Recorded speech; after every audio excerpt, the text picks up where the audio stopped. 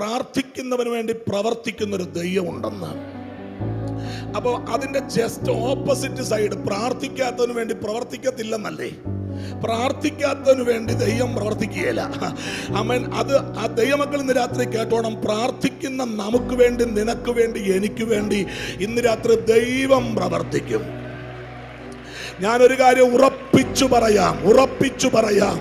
പ്രാർത്ഥിക്കുന്ന ദൈവപൈതലേ, നിന്റെ പ്രാർത്ഥനയുടെ മറുപടി ആരൊക്കെ തടഞ്ഞാലും നിന്റെ കസ്റ്റഡിയിൽ അത് വരുന്ന സമയത്ത്, വരണ്ട സമയത്ത്, നിന്റെ അടുത്തത് എത്തേണ്ട നേരത്ത് കൃത്യമായി അത് എത്തിച്ച് നിന്നെ ആദരിക്കാൻ എന്റെ ദൈവത്തിന് കഴിയും. ഒരു ദൂത് കേട്ടോ, ദൈവത്തിന് എന്നോട് കൃപ തോന്നിയാൽ ഞാൻ പറയുന്നതെല്ലാം ദൈവം ചെയ്യും.